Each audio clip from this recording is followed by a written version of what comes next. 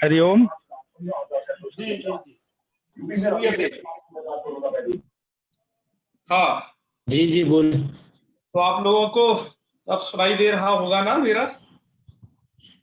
जी जी और Facebook live हो गया ना? यस फेसबुक लाइव हाँ हो गया है। ठीक हो है, गया। ऑन चलिए फेसबुक प्रारंभ करते हो हैं। गया। ओम सदाशिव समारंभाम अथ पाणिनीय मध्यमाम अस्मदाचार्य पर्यंताम वंदे परंपराम। वाक्यकारं वररुचिं भाष्यकारं पतंजलिं पाणिनिं सूत्रकारं च प्रणतोऽस्मि मुनित्रयम्। चलिए सर्वेभ्यो नमो नमः। कल हमने आप लोगों से हलन्त्यम सूत्र के विषय में कुछ चर्चा की थी। आज हम अष्टाध्यायी के आप कल एक पंक्ति आई थी उस लघु सिद्धांत कौमुदी में कि सूत्रे स्वदृष्टम पदम सूत्रांतराद अनुवर्तनीयम सर्वत्र। ये एक पंक्ति आई थी, अर्थात इसका अर्थ ये है सूत्रों में जो पद अदृष्ट अर्थात न देखे जाएं उनको सूत्रांतराद अनुवर्तनीयम, उन्हें दूसरे सूत्रों से ले लेना चाहिए। तो हमने आपको यह इसलिए दिखाया है, हम यह दिखा रहे हैं अष्टाध्यायी को कि आप जिससे समझ पाए कि कहाँ क्या सूत्र हैं। अष्टाध्यायी इसलिए इसका नाम है कि इसमें 8 अध्याय हैं। 8 अध्याय में ये देखिए प्रथम अध्याय चल रहा है। सबसे प्रथम अध्याय में प्रथम पाद, यहाँ पर आप देख रहे हैं सबसे फर्स्ट नंबर पर लिखा हुआ है वृद्धरेचि सूत्र, वो क्षम्यताम वृद्धिरादैच सूत्र, अर्थात अष्टाध्यायी का जो प्रथम सूत्र है वह वृद्धिरादैच सूत्र है। तो अब आप एक क्रम से देखते जाइएगा, हम आपको आगे भी और दिखाते हैं। यह भी प्रथम अध्याय चल रहा है, यहाँ 67 तक सूत्र हो गए इसमें, और अभी प्रथम अध्याय का प्रथम पाद समाप्त हो गया। अब देखिए द्वितीय पाद लिखा आ रहा है, अर्थात अब ये अष्टाध्यायी का द्वितीय पाद है। द्वितीय पाद में भी यह कुछ सूत्र पढ़े गए हैं। इसके बाद आगे देखिए अष्टाध्यायी का तृतीय पाद, प्रथम अर्थात पहले अध्याय का तीसरा पाद, और एक अध्याय में कुल 4 पाद होते हैं। इसके बाद तृतीय पाद के बाद एक पाद और बचा रह गया है, उसके बाद दूसरा अध्याय शुरू हो जाएगा।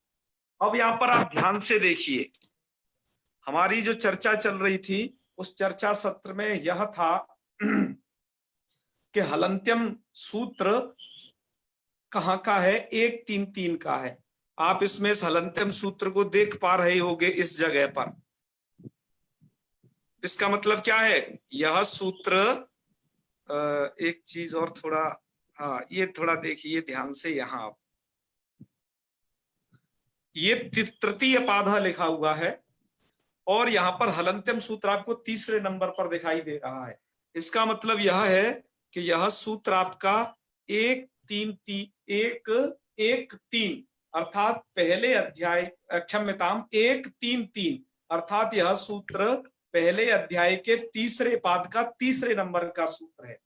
तो जो हमने आपको कल एक बात बताई थी, इस सूत्र में तो 2 ही पद दिखाई दे रहे हैं। इस सूत्र में 2 ये आपको शब्द दिखाई दे रहे होंगे, एक तो है हल और दूसरा है अंत्यम। बाकी के ये 2 पद कहां से आए इसके पास, तो वो 2 पद दिए हैं गिफ्ट में इस उससे ऊपर वाले सूत्र ने, उपदेश से जनुनासिक इस सूत्र ने।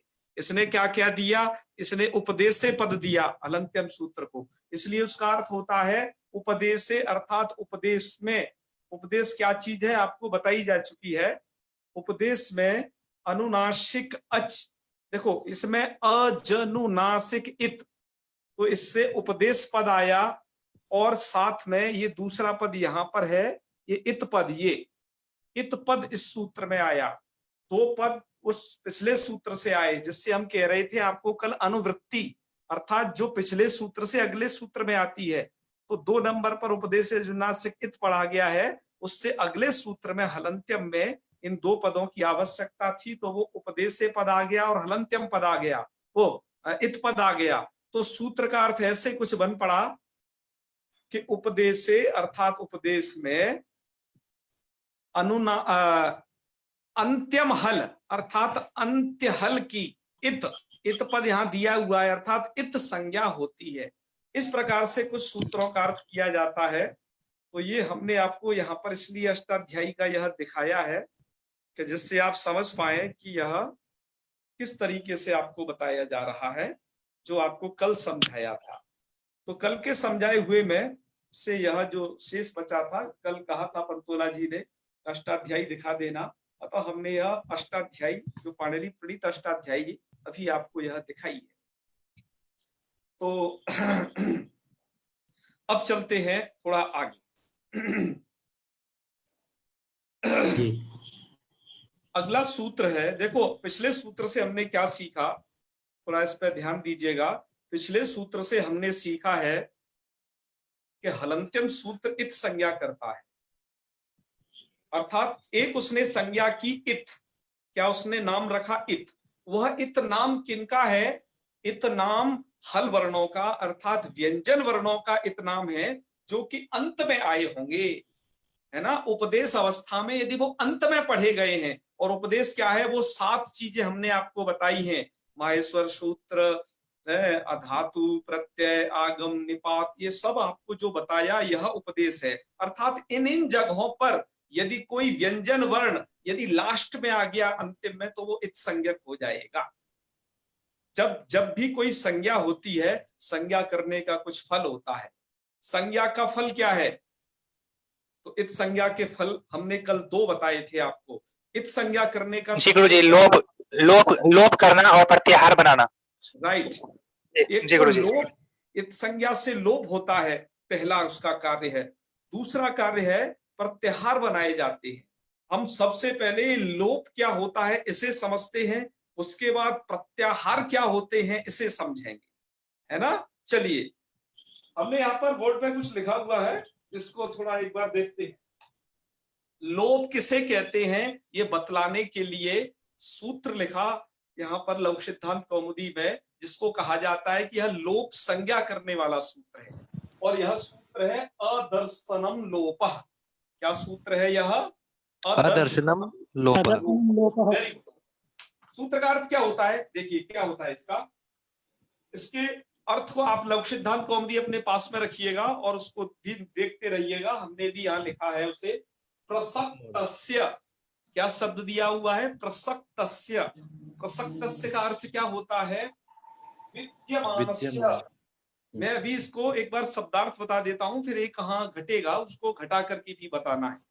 प्रसक्तस्य अर्थात विद्यमानस्य, ठीक है, प्रसक्तस्य बराबर विद्यमानस्य। अदर्शनम, वहां पर क्या लिखा है, प्रसक्तस्या दर्शनम, इन दोनों को अलग अलग करिएगा, है ना, संधि हो रखी है वहां। तो प्रसक्तस्य अदर्शनम, अदर्शनम का मतलब है अश्रवणम। अदर्शनम का क्या अर्थ करना है, अश्रवणम। तो प्रसक्तस्य अदर्शनम अर्थात अश्रवणम लोप संज्ञम स्यात्, अर्थात प्रसक्त के अदर्शन की लोप संज्ञा होती है। तो यह क्या है, जो लोप, ये जो संज्ञा करता है उसको हमने एक गोल घेरे में स्पेशली इसको दे रखा है, ठीक है ना। तो अब समझते हैं थोड़ी कुछ चीजें इसमें से। अब तो सूत्र का अर्थ आपने समझा जो कि मूल में लिखा हुआ था, पर ये कहाँ घटेगा उसको थोड़ा समझना है। देखिए, लोप नाम की जो चीज है वह हमारे इस मानव जगत में बहुत पहले से जानते हैं लोग। लोप का मतलब होता है, आप जिसे कहते हो हिंदी भाषा में गायब हो जाना, ठीक है ना, या फिर इसको कहे कि अंतर्धान हो जाना, दूसरा एक शब्द जो प्रयोग होता है पुराणों में। यहाँ पर किसकी लोप संज्ञा हो रही है, लोप संज्ञा हो रही है, सबसे पहले वो प्रसक्त होना चाहिए। प्रसक्त का मतलब है वह विद्यमान होना चाहिए, पहले कोई चीज हो और फिर वह चीज वहां से हट जाए, तब उसका नाम लोप, तब उसे लोप कहना है। ध्यान दीजिए, पहले किसी चीज का वहां पर होना, होने के बाद हट जाना, उसे कहा जाता है लोप, ठीक है ना। हाँ, इसलिए क्या होगा, व्याकरण की इस प्रक्रिया में जो प्रत्यय जहां आया और वो उस प्रत्यय का यदि किसी सूत्र के द्वारा लोप हो गया, लोप का मतलब अदर्शन हो गया, तो उस अदर्शन की लोप संज्ञा हो जाएगी। बात आ रही समझ में? इसमें प्रत्यय कई हटाए जाएंगे तो उन्हें आप लोप के नाम से जानिएगा, अर्थात अदर्शनम। अब एक बात आती है, प्रत्यय महोदय, शब्दात्मक अदर्शनम नाम अविद्यमान। नहीं नहीं नहीं नहीं, अदर्शनम का मतलब है अश्रवणम। अदर्शनम की मैं भी व्याख्या कर रहा हूं, सुनिएगा। जब हमने कहा प्रसक्त के जी गुरुजी। अदर्शन अर्थात विद्यमान के अदर्शन की, विद्यमान किस चीज के रहेगा? कोई वहां पर शब्द हो पहले, वह शब्द यदि पहले विद्यमान है तब उसका अदर्शन हो जाए। अदर्शन मतलब अश्रवणम, तब उसकी लोप संज्ञा होगी। यह सूत्र को समझना बेहद जरूरी है। इस सूत्र की यह पंक्ति थोड़ा सा कठिन है अन्य सूत्रों की अपेक्षा। तो प्रसक्तस्य अर्थात प्रसक्त के अदर्शन की लोप संज्ञा करता है जी। तो पहले कोई चीज वहां पर हो। तो देखो, अब मुझे यह पूछना है, जैसे यह क्या होगा, पहले कोई शब्द आया और उस शब्द को यदि किसी के द्वारा हटा दिया गया तो वह लोप संज्ञा होगा। अब आप मुझे बताएंगे, शब्द श्रवणेन्द्रिय का विषय है, अर्थात शब्द कानों का विषय है, या शब्द आंखों का विषय है? मैं आप लोगों से प्रश्न पूछ रहा हूं, शब्द कानों का विषय है या शब्द आंखों का विषय है? शब्द श्रवणेन्द्रियेण शब्द गुण का काम का विषय है, दोनों का विषय, सुनने का और देखने। श्रवणेन्द्रियेण गृह्यते शब्दः, श्रोत्रग्राह्यो गुणो शब्दः। मुझे तो ऐसा लग रहा है दोनों का है सर जी। आपकी आवाज नहीं आ रही है आचार्य जी। नास्ति नास्ति, श्रवण आवाज का नहीं। है। शब्द गुणम आकाशम। हाँ महोदय, आप म्यूट हो चुके हैं। शब्द आकाशम शब्द, आपकी आवाज नहीं आ रही है। गुरुजी की आवाज, शब्द नित्य, गुरुजी म्यूट हो गए। हाँ जी हाँ जी, आवाज आ रही है। आप म्यूट हो गए महोदय। Okay okay. जी जी। दोनों का विषय। अब क्या है आपको, जब हम कहते हैं शब्द दिखाई दे रहा है तब वो आपको लिपि दिखाई देती है। लिपि याद रखिए, लिपि में और शब्द में अंतर है। आप, मैं जो कह रहा हूं, ये सुन रहे हो, ये शब्द है। जो आपको दिखाई दे रहा है वो लिपि है। इसलिए प्रसक्तस्य अदर्शनम, पाणिनि जी ने तो सूत्र बनाया अदर्शनम लोप। सूत्र तो वो शब्द तो सुनने का विषय है, तो सूत्र मतलब शब्द कुछ ऐसा लिखना चाहिए था कि अश्रवणम लोप, शब्द का श्रवण न होना लोप संज्ञा, कैसा कुछ सूत्र बनाना चाहिए था। तो वहां पर जो अदर्शनम लिखा हुआ है, तो अदर्शनम यह पद की व्याख्या क्या है? अदर्शनम की व्याख्या है अश्रवणम, अर्थात शब्द आपको श्रवण नहीं हो, पहले वहां पर हो वह शब्द है, वह शब्द प्रत्यय के रूप में स्थित हो या अन्य किसी रूप में स्थित हो, लेकिन बाद में उसका क्या हो जाए, अश्रवण हो जाए, तब आप उसे लोप समझिएगा। यह लोप संज्ञा जगह जगह कही जाएगी, लोप संज्ञा जगह जगह कही जाएगी, ठीक है, वहां पर आएगा। तो लोप के बारे में बताया, अर्थात विद्यमान पहले कोई वहां शब्द हो प्रत्यय इत्यादि के रूप में, उसका किसी सूत्र से अश्रवण हो जाए, है ना, वह किसी सूत्र के कारण लगने से अश्रवण हो जाए, अर्थात सुनाई नहीं दे, तब आप उसे समझना उसका नाम लोप हो गया। उसका नाम क्या हो गया? लोप। यह लोप संज्ञा। लोप संज्ञा बता करके, लोप संज्ञा क्यों बताई? देखिए, बताना क्या चाहिए था? बताना यह चाहिए था कि इत संज्ञा बताई गई तो इत संज्ञा का कार्य पहले बताना चाहिए था, अर्थात लोप कार्य को बताना चाहिए था। लेकिन लोप कार्य को बताने के लिए पहले लोप बताना पड़ेगा, इसलिए क्या किया इन्होंने? पहले लोप को बताया, लोप को कार्य करने से पहले। तो अब इन्होंने जब लोप का, अब इत संज्ञा का फल है लोप, अर्थात इत संज्ञा का फल ये है, अर्थात हलंत्यम सूत्र के द्वारा जो इत संज्ञा है, अब उसका कार्य पड़ेगा तस्य लोपः इस सूत्र के द्वारा। तस्य लोपः क्या कहता है? तस्य, ध्यान इधर व्याख्या लिखी है इसकी, तस्य अर्थात इत संज्ञकस्य। तस्य का क्या अर्थ है? इत संज्ञकस्य लोपः स्यात्। इत संज्ञक का लोप होता है। तस्य अर्थात इत संज्ञक का क्या होता है? लोप। ठीक है। अच्छा, अब प्रश्न उठा, जब इत संज्ञक का लोप होता है, ठीक है, आप ध्यान दीजिएगा, इत संज्ञक का लोप होता है, तो कल हमने आपको बताया था कि ऐ उड़ में ण, जो कल दिखाया था रेड कलर में थे जो, वो भी तो इत संज्ञक हैं हलंत्यम सूत्र के द्वारा। तो उनकी भी जो 14 अनुबंध हैं, उन अनुबंधों की भी संज्ञा होनी चाहिए। उन अनुबंधों की संज्ञा क्यों नहीं होती है, इस बात को लिखा गया है यहाँ पर इस पंक्ति में। इन अनुबंधों की जो संज्ञा है वो इसलिए नहीं होती है, चतुर्दश अनुबंधों की। आप यह सुनिए ध्यान से, हम इसको भी द्वारा से व्याख्यायित करेंगे आपको इमेज दिखा करके, पर एक बार इसे सुनिए, शब्दों का अर्थ लगाइएगा। जो लघु सिद्धांत कौमुदी में लिखे हैं उन शब्दों का अर्थ लगाइएगा, क्या है ना, पंक्ति का अर्थ लगाना है आप। तस्य लोपः के बाद जब उन्होंने अर्थ कर दिया तस्य लोपः सूत्र में, तस्य तो लोपः स्यात्, उसके बाद एक पंक्ति दी गई है णादयो णाद्यर्था। क्या पंक्ति दी गई है? णादयो णाद्यर्था, अर्थात णादियों का लोप नहीं होता है। णादियों का लोप नहीं होता, अर्थात जिनकी आप इत संज्ञा कराए थे, अयुड़ में ण, रिलिट में क, ए ओंग में ङ, ए अयौच में च, इनकी जो आप इत संज्ञा कराए थे, इनका लोप नहीं होता है। कारण क्या है? कारण क्या है? क्योंकि उन णादियों से आपको प्रत्याहार सिद्ध करने हैं। यदि आप उन णादियों को मतलब ण है आदि में जिसके, ऐसे णादि कौन हो गए? वो चतुर्दश अनुबंध, 14 अनुबंध है, जैसे युण में ण, रिलेट में का, इनमें सबसे फर्स्ट पे कौन है? सबसे फर्स्ट पे ण, अतः इसको णादि कहा जाता है। तो णादि जो है उनका लोप नहीं होता। क्या कारण है? कि णादि अणादि संज्ञाओं की सिद्धि के लिए है, अर्थात णादि जो है वो अण इत्यादि जो प्रत्याहार अभी बनाए जाएंगे उनके लिए हैं।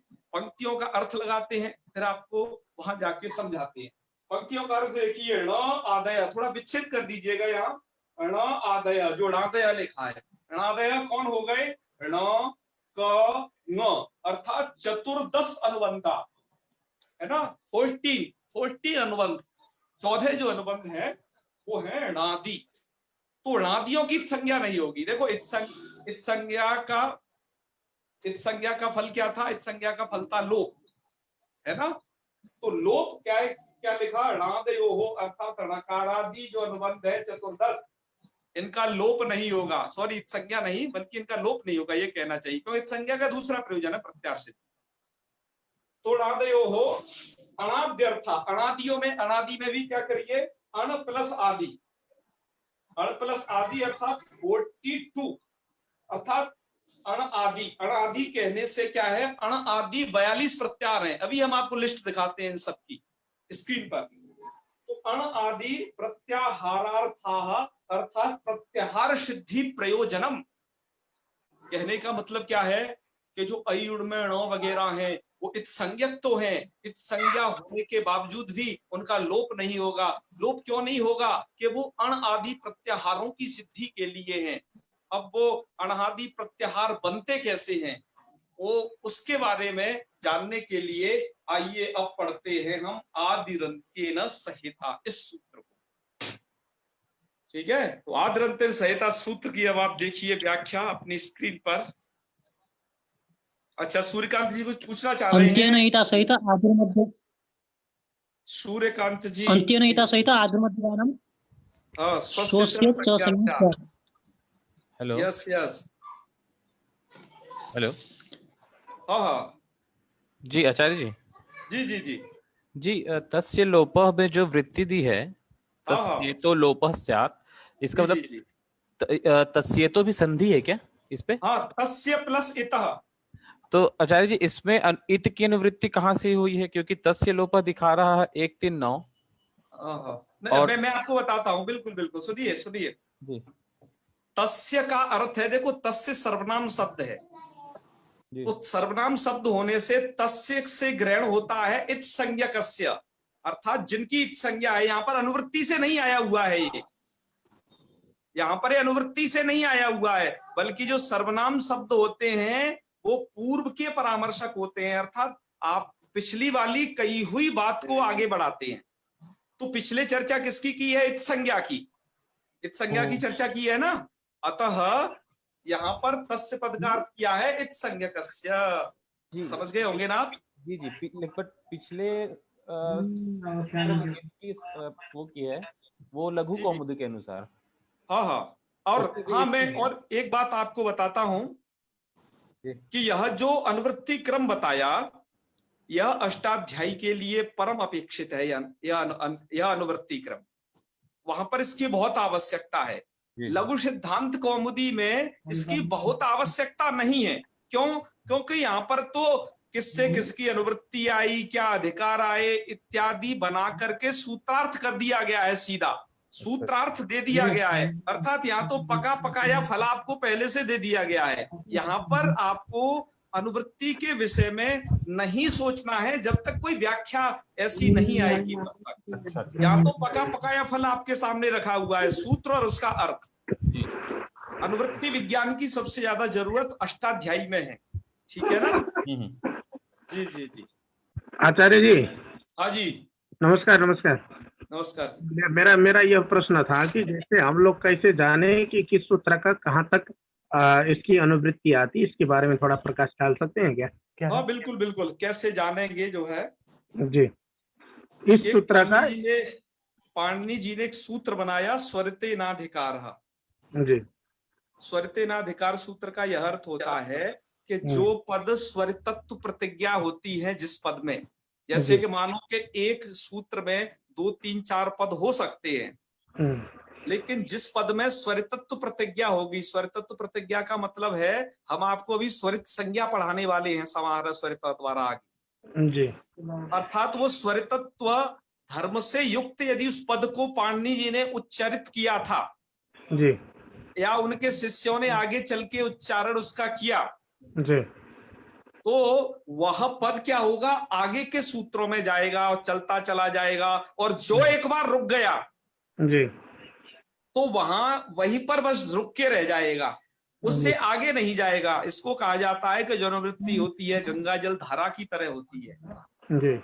अच्छा, वो रुकेगा किन हेतुओं को लेकर के, कि वहां पर भी कुछ स्वरितत्व प्रतिज्ञा अगले सूत्रों में कर दी गई है, उसको देख करके वो वहां रुक जाएगा। अर्थात जो अनुवृत्ति है वो व्याख्यान से प्रवृत्त होगी और व्याख्यान से ही निवृत्त होगी। व्याख्यान के द्वारा ही उसको जान सकते हैं। हाँ बिल्कुल जान सकते हैं। और हम आपको एक बात बताएं, अष्टाध्यायी गोपाल दत्त पांडे जी की जो छपी है जी, अब उसमें चूंकि स्वरितत्व प्रतिज्ञा के लिए चिन्ह नहीं लगाए हैं जी, पर उन्होंने वो लिख दिया है कि हाँ ये पद इतने इतने सूत्र तक जाएगा, उसकी संख्या उसके आगे लिख दी है। जी, जी। चौखंबा से प्रकाशित है वो गोपाल दत्त पांडे जी की, वो काफी फेमस है, आप उसे देख लीजिएगा। जी ध्रुव नारायण जी कुछ कहना चाह रहे हैं, प्रणाम करते हैं जी आप। जी जी कहिए कहिए। ध्वनि नैव श्रूयते, वदतु। श्रूयते महोदय, परन्तु मम नेटवर्क स्लो अस्ति। कः वदति इदानीं, ध्रुव नारायण महोदय? नास्ति नास्ति, अहं विश्वभूषण मिश्र। किं किं पृच्छतु पृच्छतु, किमस्ति? महोदय, अभी जो आपने जो बोले ना, तो पुनः उसको मैंने दोहराइए। वो नेटवर्क मेरा थोड़ा ये हो रहा है, दोहराने के लिए नहीं, सुनिए, आपको ये वीडियो अपलोड मिलेगी, वहां से सुनिएगा, आगे का पाठ चलने दीजिए। दोहराने के चक्कर में और हो जाएगा। वीडियो हमारी रिकॉर्ड हो रही है, उनको वहां सुनिए, ठीक है? आगे बढ़ते हैं। जी बिल्कुल, जी जी। दोहराने की कोई दिक्कत नहीं, आपको नहीं समझ में आए तब पूछना, दोहरवाइए नहीं। आगे बढ़ते हैं अब जो आगे, ठीक है? हम आपको अब जो बता रहे हैं, हम आपको आदरंतेन संहिता सूत्र के विषय में थोड़ा जानकारी देना चाहते हैं, ठीक है? जी जी। तो इस सूत्र की जानकारी के लिए हमने यहाँ पर ये भी पढ़े हुए हैं। आपके पास लघु सिद्धांत कौमुदी सबके पास अवश्य आगे होनी चाहिए, तो आपको इससे बहुत सहायता मिलने वाली। हाँ महोदय। हाँ, तो यह देखिए, अब आप लोग थोड़ा इसको जूम करते हैं। आदरंत्यन संहिता सूत्र के अर्थ की तरफ आपका ध्यान करते हैं। यहाँ पर हमने उसका नीचे अर्थ दिया हुआ है, नीचे पट्टी में शायद आपको दिख रहा होगा वह अर्थ, ये दिखाई दे रहा है ना, अंत्येन इता सह उच्चार्यमाणः वर्णः, दिखाई दे रहा होगा आपको? यस, अंत्येन, बिल्कुल आप उसकी वृत्ति को मिलाते जाइए। आदिरंत्येन संहिता में क्या क्या है? आदि ही, अंत्येन, सह, इता, इतने सारे पद मिले हुए हैं। अब उन पदों का अर्थ क्या बनता है सूत्र में? देखिए, उनका अर्थ बनता है अंतेन इता सह उच्चार्यमाणः वर्णः। देखिए उसमें लिखा है अंत्ये नेता सहित, यही शब्द होंगे। अंत्येन, हमने उसको थोड़ा विच्छेद किया है, इता अर्थात अंत्य, इत संज्ञक के सह अर्थात साथ, उच्चार्यमाणः, उच्चार्यमाण जो वर्ण है। अब वो उच्चार्यमाण वर्ण कौन होंगे? अंत इत के साथ उच्चार्यमाण वर्ण, तो नीचे लिखा है वह, जैसे अण, अच, हल, ये वर्ण। तो अंत्य नेता सहित है ना, वो वर्ण क्या होते हैं? आदि मध्य गानाम और स्वस्य च संज्ञा स्यात्। वे जो वर्ण होते हैं अपने मध्य के बोधक होते हैं। अभी मैं व्याख्या बता रहा हूं, व्याख्या को घटाऊंगा बाद में। इस पहले व्याख्या ध्यान से सुनिए, इस व्याख्या को कैसे लगाना है योजनीय, फिर बाद में सुनिए, अभी घबराना नहीं है आपको। तो वो जो वर्ण होते हैं वो मध्य अर्थात मिडिल वर्णान, मिडिल विद्यमानानाम वर्णानाम और स्वस्य अर्थात अपने, सेल्फ, इन दोनों के बोधक होते हैं, अर्थात इन दोनों का वो ज्ञान कराते हैं। आइए, ये सूत्र का अर्थ है। मैंने आपसे कहा था कि कम से कम आप हिंदी अर्थ याद रखना, संस्कृत नहीं रख सकें तो आप दोनों ऑप्शन रख सकते हैं। तो चलिए, हमें अब क्या करना है? आपको प्रत्याहार बनाना सिखाना है। जी ध्रुव नारायण जी कुछ कहना चाह रहे हैं क्या? ध्रुव नारायण जी,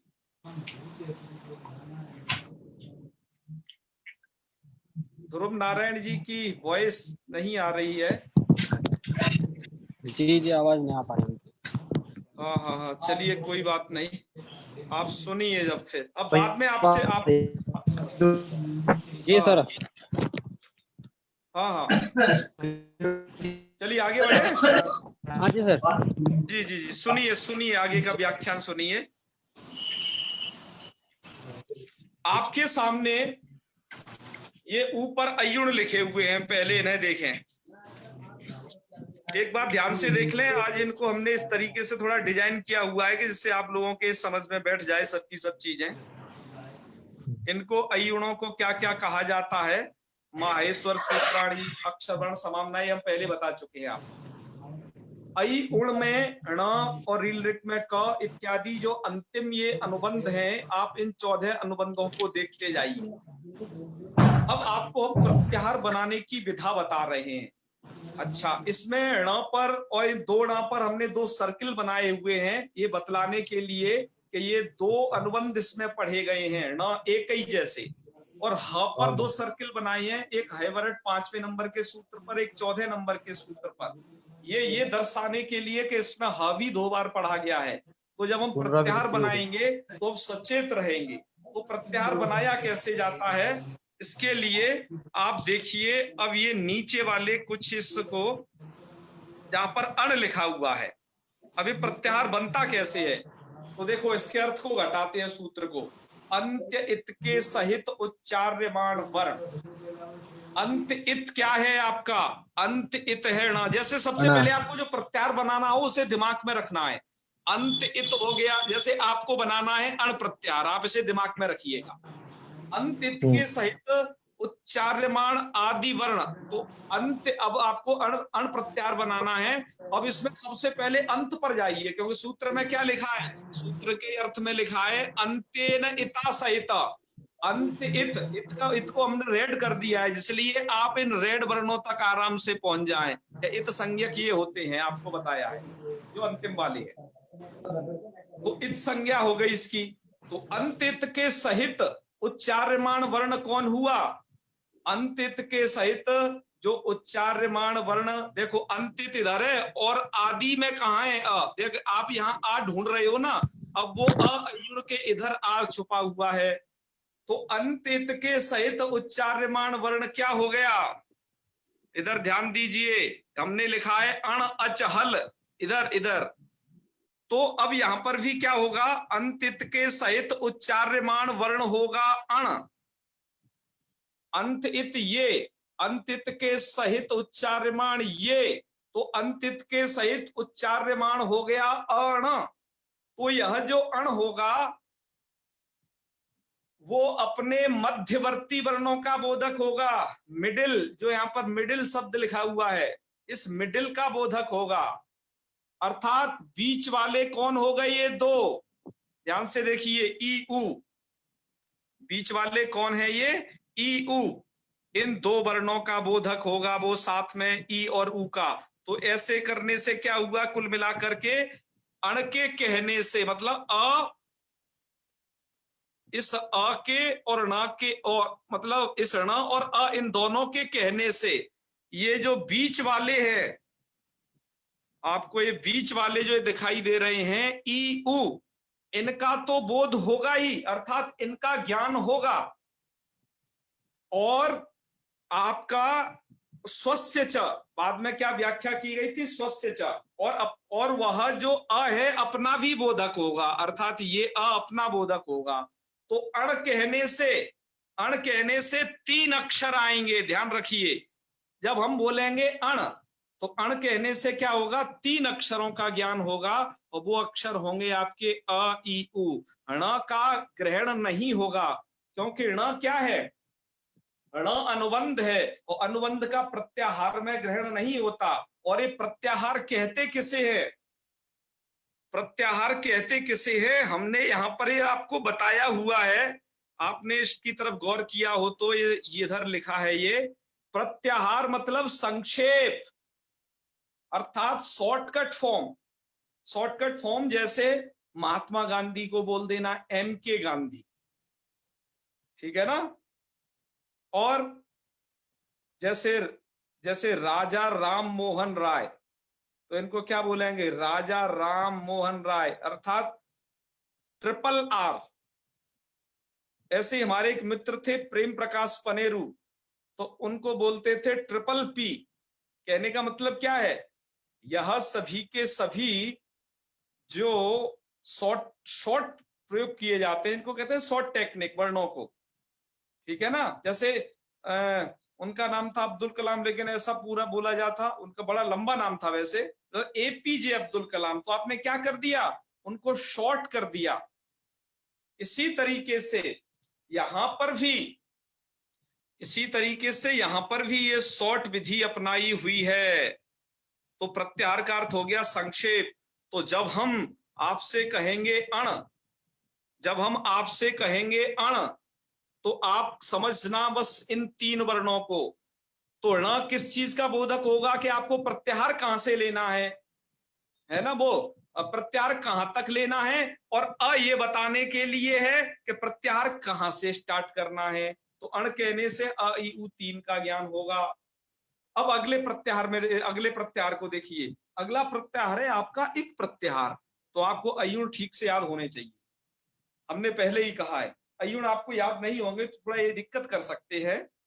तो आपको एक कहते ही क्या है? अयुण पर नजर दौड़ानी है। तो अयुण में यहाँ तो हमने लिख दिया है चूंकि, पर आपको एक खोजना होगा।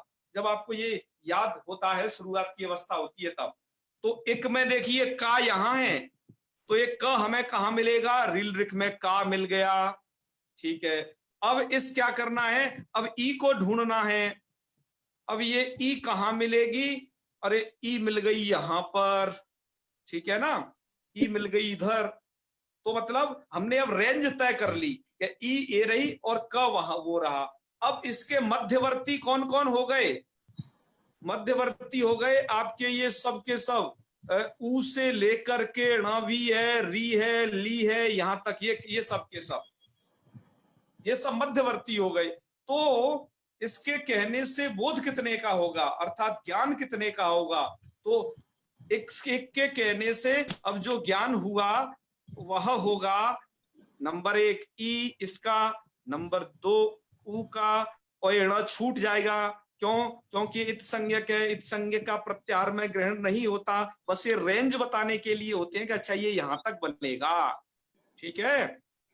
और उसके बाद तीसरा ग्रहण किसका होगा? ज्ञान एक कहने से री का भी, और चौथा ज्ञान होगा इस ली का भी। अर्थात ये 4 वर्णों को कहने की अपेक्षा एक कह दिया 2 वर्ण, ये इनकी शॉर्ट फॉर्म समझना। जब भी हम आपको कहीं आगे एक शब्द बोलेंगे एक, तो एक का मतलब आप समझ जाना कि ये वाले वर्ण ई उ री ली, बस इतने का बोध होगा। लास्ट वालों का बोध नहीं होता है, लास्ट वाले प्रत्याहार में आते नहीं हैं, ठीक है। अब आप अगले थोड़ा आगे चली जाइए।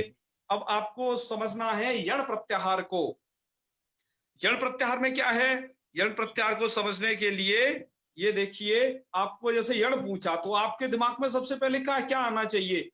ये य कहां पर दिया हुआ है, इसको खोजना है, ठीक है। उसके बाद खोजना है कि ये ण कहां दिया हुआ है, ये आपको उन महेश्वर सूत्रों में 14 सूत्रों में खोजने हैं। तो आपने खोजा कि यह आपको मिल गया हयवरट में, जी आपने सफलता प्राप्त कर ली, ये यहां मिल गया आपको। अब आपको लास्ट में क्या ढूंढना है? ण। तो लास्ट में ण कहां है? ये लण में आगे जाके यहां मिल जाएगा।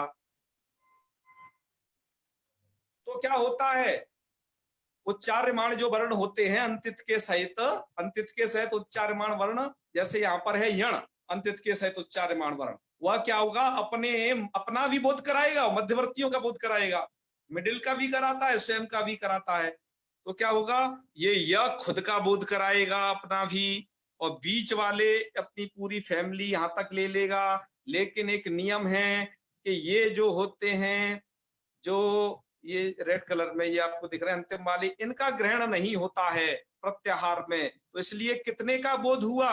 सबसे फर्स्ट ज्ञान हुआ यण कहने से एक इसका, एक और व 2, और ये 3 हो जाएगा र, और ल चौथा हो जाएगा। अर्थात यण कहने से 4 वर्णों का आपको ज्ञान हो जाएगा। तो ये आपको प्रत्याहार की कुछ टेक्निक समझनी होगी कि इस तरीके से हमें प्रत्याहार बनाने हैं। आइए अब आपके सामने प्रस्तुत है अग्रिम चार्ट, जिसमें आपको यह बताया जाएगा, अब आपको पूछा जाएगा कि क्या आप उसे समझ पा रहे हो कि नहीं उस प्रत्याहारों को। तो चलिए एक बार से फिर आपकी स्क्रीन पर उन प्रत्याहारों को दिखाने की चेष्टा करते हैं। यट प्रत्याहार अब पूछूं आपके क्वेश्चन है, बताइए जी। गुरुजी ये वहाँ पे यट प्रत्याहार भी बनेगा क्या? यट प्रत्याहार। अच्छा एक मिनट में हम उसको खोल लेते हैं उस फाइल को, फिर आप पूछिएगा, थोड़ा आपको भी आसानी रहेगी इससे। हाँ जी जी जी जी जी जी जी। देखिए हम आपसे इतने प्रत्याहारों को पूछना चाहते हैं। अब क्या प्रत्याहार बन सकते हैं, कितने प्रत्याहार बन सकते हैं? हमने इसको एक लिस्ट इधर दी हुई है, जो आपकी गीता प्रेस की किताब में भी ये लिस्ट दी हुई है। तो आप देख रहे होंगे यहाँ पर 42 प्रत्याहार बन सकते हैं, 42 प्रत्याहार। गुरुजी एक प्रश्न था। गुरुजी इसमें यट प्रत्याहार नहीं बनेगा? यट प्रत्याहार, यट। अच्छा यट वगैरह सुन लीजिए, बनेगा यट, क्या बनेगा क्या नहीं बनेगा, अब आप सुन लीजिए। देखो इसमें 42 प्रत्याहार लिखे हैं, अर्थात जितने प्रत्याहारों का उपयोग पाणिनि जी ने अपने सूत्रों में किया है उतने ही प्रत्याहार बनाने हैं, ज्यादा नहीं बनाने। ज्यादा बना के क्या करोगे? अपनी कोई व्याकरण रचने वाले हैं क्या आप लोग? क्यों जी? नहीं, जैसे गुरुजी कोई मतलब पूछ ले कि अगर गुरुजी में ट भी अंतिम वर्ण है तो यट प्रत्याहार क्यों नहीं बन रहा है, तो इसलिए पूछा। नहीं वो और प्रत्याहार नहीं बनेंगे। देखो पाणिनि जी ने ये 42 प्रत्याहार उपयोग किए हैं, इतने ही प्रत्याहार बनने हैं। अभी हमने आपको एक पंक्ति पढ़ाई थी, णादयो णाद्यर्था, अर्थात ये णादियों का लोप नहीं होता। एक बात बताई थी, अयुण में जैसे णा हो गया, रील रिक में क हो गया, ये आप देख रहे हैं ना, इनका लोप नहीं होता है किसी का भी। क्यों नहीं होता है? क्या कि वो अनादि प्रत्यारों की सिद्धि के लिए है। वो अनादि प्रत्यार कौन थे? ये सब 42 प्रत्यार जो इसमें लिस्ट में दिए हुए हैं, इनके लिए है। अतः तस्य लोपा, उनका लोप नहीं कर पाया था। तो यहाँ की संज्ञा का प्रयोजन लोप करना नहीं है, बल्कि यहाँ की संज्ञा का प्रयोजन दूसरा सिद्ध होता है, जो आपको बताया है कि यहाँ की संज्ञा का प्रयोजन है प्रत्याहार सिद्धि। और वो प्रत्याहार सिद्धि क्या है? ये 42 प्रत्याहार जो आपके सामने है, बस इतने ही आपको सिद्ध करने हैं।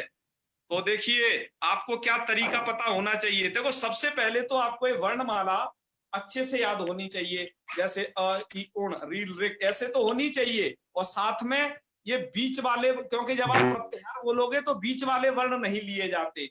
जैसे हम अब इसमें से एक आध प्रत्याहार बनाने की चेष्टा करते हैं। जैसे हम एक प्रत्याहार बना लेते हैं जो 42वें नंबर पर दिया हुआ है। मैं ये बोल रहा हूँ भाई साहब जी, मतलब ये हाँ। अण दो दिए गए हैं, तो अण एक से काम नहीं चल सकता है क्या? वही तो नहीं चल सकता है। तो फिर मतलब अणा का फिर ये 2 बार का, इसका समझ में नहीं आया कुछ। देखो, आप यहाँ पर देख रहे होगे अण यहाँ 2, तो चौथे नंबर पर, एक 5वें नंबर पर 2 अण है। जी जी देख रहे हैं ना जी। तो ये 2 बार क्यों है? क्योंकि इनकी आवश्यकता 2 के लिए है। और वो आवश्यकता क्या है? अनुदित सवर्ण चा प्रत्यय में आपको बताई जाएगी। तो देखो, पहले अण में, पहले वाले अण में कितने वर्ण आएंगे आप बताइए थोड़ा सा। पहला वाला यदि अण है तो पहले वाले अण को कहने में कितने वर्ण आएंगे? 3 आएंगे। 3। ठीक है ना? और दूसरे वाले अण को कहने में कितने आएंगे? उनको भी गिनवाइए थोड़ा सा। 14 उनको बोलिए तो सही, बोलिए। 14 ई उ री ली ए ओ आई औ हा या तीन वर्ण। यस। और दूसरे वाले में सभी अच और अंतस्थ वर्ण, सभी अच और अंतस्थ वर्ण। जी जी जी, बिल्कुल यही व्याख्या आपको बताई थी। और एक ह और ज्यादा आ जाएगा जो कि उसमें है। इसको भी ध्यान रखना, ठीक है? चलिए, अब हम आपसे एक प्रत्याहार पूछना चाहते हैं। वो आप देखिए, ये 42 नंबर का प्रत्याहार है। ये हस इधर आपको दिखाई दे रहा होगा 42वें नंबर पर। अब आप में से जी जी जो कुछ नए लोग हैं, धनंजय जी इसमें है क्या नहीं? धनंजय जी,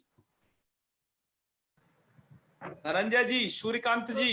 जी सर हूँ, मैं अच्छा, हूँ। हाँ, थोड़ा सा जी, बताइए, हस प्रत्याहार कहां से कहां तक बनेगा? हस मतलब ये अंतिम में 42 नंबर में देख रहे होगे आप, जिसमें ये हा है और ये वाला श है। ध्यान से देख लीजिए। हयवरट के हा से और हयवरट लाना यमंगण नमा जभ आप लास्ट वाले नहीं बोलने हैं, लास्ट वाले नहीं बोलने हैं। अच्छा, इनका जी जी ज्ञान नहीं होता, वो केवल रेंज बताने के लिए है। जी बताइए। ल यमगणन झभ गड़ ध जब गड़ द ख क छ ठ थ च ट त क प श स स ह। रुकिए, आप आगे निकल आगे चले गए, बहुत आगे चले गए। हो जाएगा। से लेकर के जब गणदस के अगर 10 का सा इस रेंज को लास्ट वाली पकड़िए और हा को यहाँ सभी व्यंजन आ जाएंगे इसमें, अंतस्थ को छोड़ के। मैं हस पूछ रहा हूँ, हल नहीं। हल में सभी व्यंजन हल में आते हैं, हस में नहीं। हस पूछ रहे हैं। जब गड़ जब गड़ ध यस, जब गड़ ध। बिल्कुल, आपको लोगों को बनाना आ रहा होगा शायद। चलिए, पांचवा, चौथा और तीसरा वर्ण। बिल्कुल बिल्कुल। अब अगले कुछ प्रत्याहार की तरफ रुख करते हैं। आपको कुछ प्रत्याहार यहाँ पर एक दिखाई दे रहा होगा, मय नाम का ये प्रत्याहार। मय 30 नंबर पर मैंने इसको रेड किया हुआ है। मय को बनाइए सूर्यकांत जी। जी हाँ, मय प्रत्याहार को बनाइए। मय कहां से कहां तक? पहले इसकी रेंज बता दीजिए कि ये शुरुआत वाला यहाँ, लास्ट वाला यहाँ। जी, यमंगण नम के म से लेकर के कपय जी, के तक जाएगा। कपाई के यहाँ तक जाएगा। बिल्कुल, मतलब आपने रेंज बता दी कि ये वाला म और ये या, इन वर्णों को बोल के भी दिखाइए। ऐसा सबको आवश्यक है जी। जब तक पांचवा, चौथा, तीसरा, दूसरा और प्रथम वर्ण। अरे भाई साहब, सूर्यकांत मेरा नाम है। सुनिए, जिनको बताया जा रहा है, जिनसे पूछा जा रहा है, वही केवल कृपया जवाब दें, ठीक है? आपसे पूछा जाएगा तो आप जवाब देना, क्योंकि हम ऐसे लोगों जी को महोदय, बिल्कुल बिल्कुल समझ में हम आता चाह है। रहे हैं कि जो लोग नए हैं अर्थात इस उसमें संस्कृत क्षेत्र में उनको ये ज्ञान हो। आप लोगों को तो होगा ही, सुनते रहिए। जी सूर्यकांत जी। जी म ग ण न झ भ घ ढ ध ज ब ग ड द ख फ छ ठ थ च ट त क प। यस यस यस यस, बहुत अच्छे। अच्छा, अब हम लेते हैं इस जस प्रत्याहार को जो 22 नंबर पर है। मानसी जी इसमें हो शायद, या प्रतिभा पांडे जी। जी महोदय। हाँ हाँ, ये जस प्रत्याहार कहां से कहां तक आपको लग रहा है, इसका आइडिया बताइए थोड़ा सा। जश में, अच्छा जश, जस जस मैंने उसे रेड किया हुआ है, 22 नंबर वाला है ये। जी गुरुजी, 10वें सूत्र के ज ब ग ड त। यस यस यस, बिल्कुल यही शब्द आएंगे। अब आपको इनका ज्ञान कैसे होना चाहिए, चलिए मैं आपसे कुछ चीजें पूछूंगा इसमें से। जी मैं आपसे अब पूछ रहा हूं और सभी लोगों से यह प्रश्न है, वो हम जिन पर वो बताएंगे कि हाँ इसमें ऐसा ये वर्ण आ रहा है कि नहीं, मतलब तरीका कैसे इनको आपको समझने का होना चाहिए।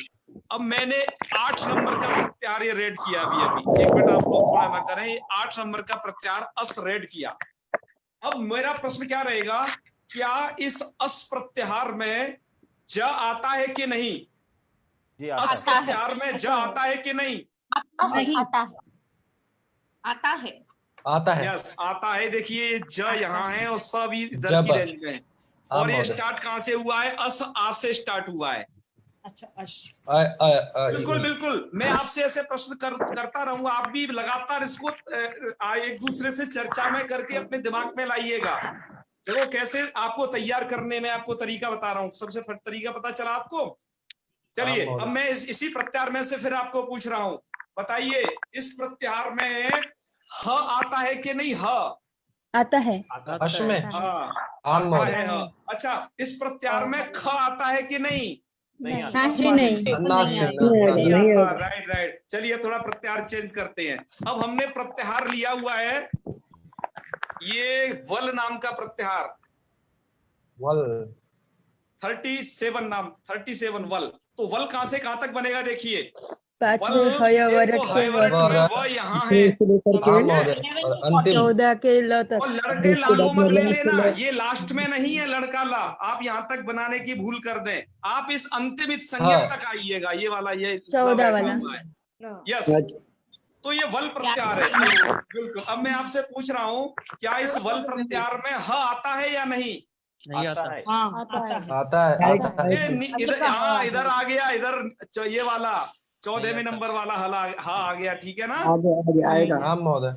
बिल्कुल इसी तरीके से आपको तैयार रहना है। चलिए मैं फिर आपसे पूछ रहा हूँ, क्या इस वल प्रत्याहार में यह आता है कि नहीं? यह आता है। यह कहाँ आता है?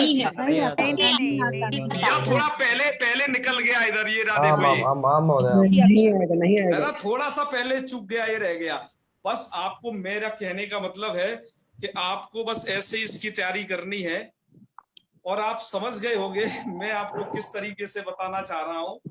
यदि आपको ये प्रत्याहार तैयार हो गए तो पाणिनि जी ने अपने सूत्रों में प्रत्याहारों का इस्तेमाल किया हुआ है, जो हमने आपको अभी शॉर्टकट फॉर्म सभी ये बताई। यदि आप प्रत्याहार तैयार कर लेंगे, पाणिनि जी के सूत्रों को बड़े आसानी से समझ लेंगे। पाणिनि जी के सूत्र आपने समझ लिए तो पूरी व्याकरण आपकी बंद हो जाएगी। प्रत्याहारों का अभ्यास जैसे हमने आज थोड़ा सा करवाया है, आप इसे ज्यादा करें, क्योंकि हम यहाँ पर यह चाहते हैं कि आप अतिरिक्त भी अभ्यास करें, क्योंकि यहाँ इतना समय का थोड़ा वो रहता है, एक अनुबंध है हमें, तो आप इसको थोड़ा तैयार करते रहेंगे। और जिनके कुछ प्रश्न हो वो थोड़ा बता दीजिए, और नहीं फिर समापन करें। आप पर हमने जो अभ्यास बताया इसको जरूर करते रहें आप, ठीक है ना? जी आचार्य जी। हाँ बताइए। गुरुजी मेरा एक प्रश्न था। आचार्य जी, वो अष्टाध्यायी वाली जो पुस्तक आपने पीडीएफ दिखाई थी ना, जी जी, वो ग्रुप में शेयर कर दीजिए। यस आज कर देंगे। हमारे यहाँ पर इनके पास भी है वो किताब, चलो हम कर देंगे। वैसे हमारे पास भी जो भी इम्पोर्टेंट बुक्स पढ़ी होंगी, जो भी इम्पोर्टेंट होंगी, ओके ओके, हम भेजेंगे, आप उसे देखिए। बिल्कुल बिल्कुल। महोदय मेरा एक प्रश्न है। गुरुजी जब यहाँ प्रत्याहार बनाए गए हैं हाँ, तो गुरुजी चौथा और पांचवा दोनों अण हैं, तो जब लिखा जाएगा तो उसका ग्रहण कैसे किया जाएगा कि ये वाला अण है अ से लेके अ ई उ वाला, या अ से लेके लण वाला? ये पता कैसे चलेगा? बिल्कुल आपका सही प्रश्न है कि अण दो अण है तो पता कैसे चलेगा एक वो वाला ले पहले वाले अयुण के ण तक लेना है अथवा लड़ के ण तक लेना है? अब आपको यह याद रखना है, हालांकि ये बात अनुदित सवर्ण से चाप प्रत्यय सूत्र संज्ञा प्रकरण के जो लास्ट से थोड़ा पहले आया हुआ है वहां पर ये बात बताई गई है, फिर भी मैं आपको वहां पर तो बताऊंगा ही, एक बार और बता देता हूं। अण जो है अनुदित सवर्ण से चाप प्रत्यय केवल एक ही सूत्र में जो अण है ये बाद वाले नकार तक लिया जाएगा, बाकी पूरी अष्टाध्यायी में जहां अण आएगा वो पहले वाले ण से रहेगा। ये आपको यहाँ भी हमने बता दिया और वहां भी बताएंगे। जी गुरु जी, धन्यवाद। महोदय मेरा प्रश्न एक ये है, महोदय मेरा प्रश्न थोड़ा पूर्व का है। आपने बताई थी कि वादी प्रतिवादी भ्याम नहीं सिद्धांत। हाँ, वर्तमान कक्षा का भी प्रश्न करिए है ना, तो उसका अर्थ प्रश्न आपसे पूर्व के जो प्रश्न है आप मेरे से कमेंट करके पूछ सकते हैं फेसबुक पर, ठीक है ना, वहां पर आइए पूर्व के। अच्छा, वर्तमान में जो डाउट्स लिखे। होने बताइए। अच्छा, बस आगे सेकंड और कोई आइए जो बोलना चाहते हैं। ठीक। जी जी आचार्य जी।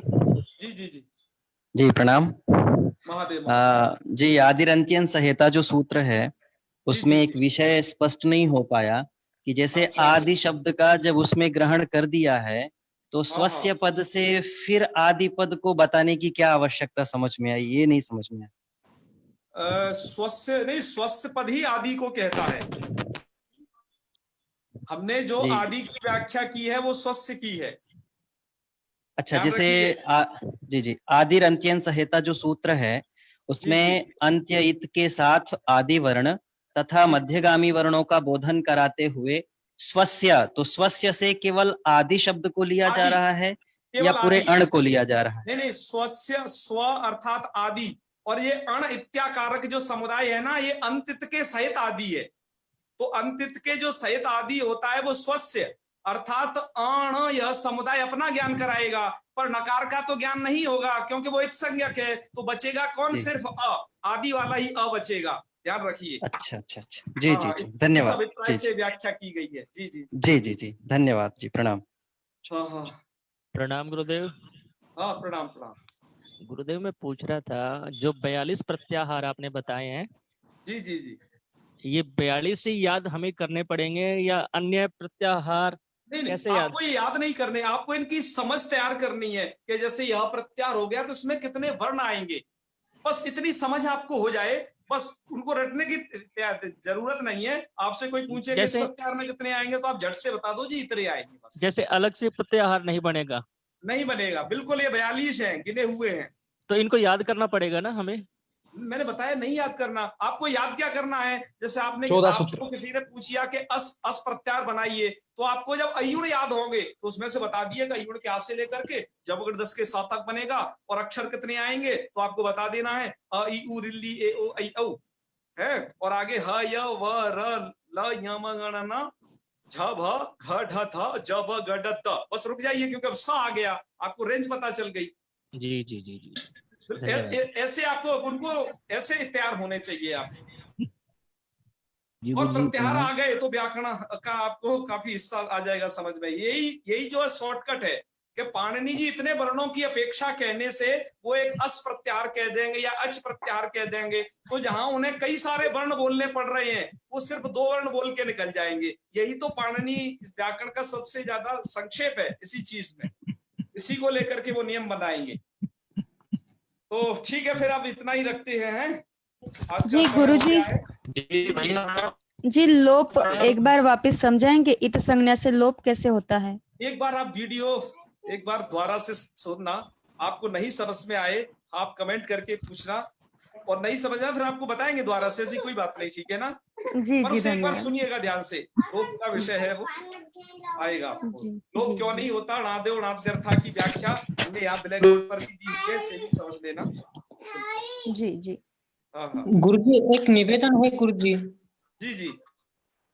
गुरुजी आप जब पढ़ाते हैं तो उस समय मैंने सभी म्यूट करना बहुत अच्छा होगा, क्योंकि आप जब पढ़ाते हैं बीच में मैंने सभी मैंने ये करते हैं, मतलब बातचीत करने से ठीक से मैंने बहुत डिस्टरबेंस हो रहा है। वो सभी को मैं कृपया निवेदन करता हूँ कि गुरुजी जब पढ़ाते हैं ठीक से मैंने ध्यान पूर्वक किताब को भी देखिए, उसके साथ साथ गुरुजी जो बोलते हैं उसको ध्यान से सुनिए। सुनने के म्यूट बाद भी रखें। जी जी बिल्कुल, आप सही कह रहे हैं, हाँ, बिल्कुल रखना चाहिए।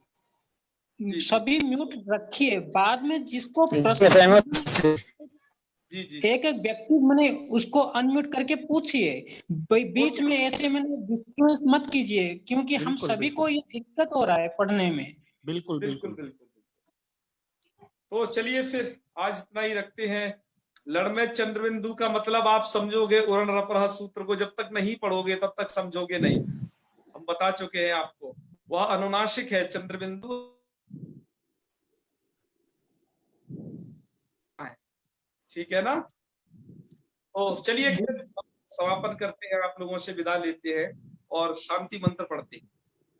ओम सर्वे भवन्तु सुखिनः, सर्वे सन्तु निरामया, सर्वे भद्राणि पश्यन्तु कश्चित् दुःखभाग् भवेत्। शांति शांति शांति। सर्वेभ्यो नमो नमः। शुभ रात्रि। शुभ रात्रि। हर हर महादेव। हर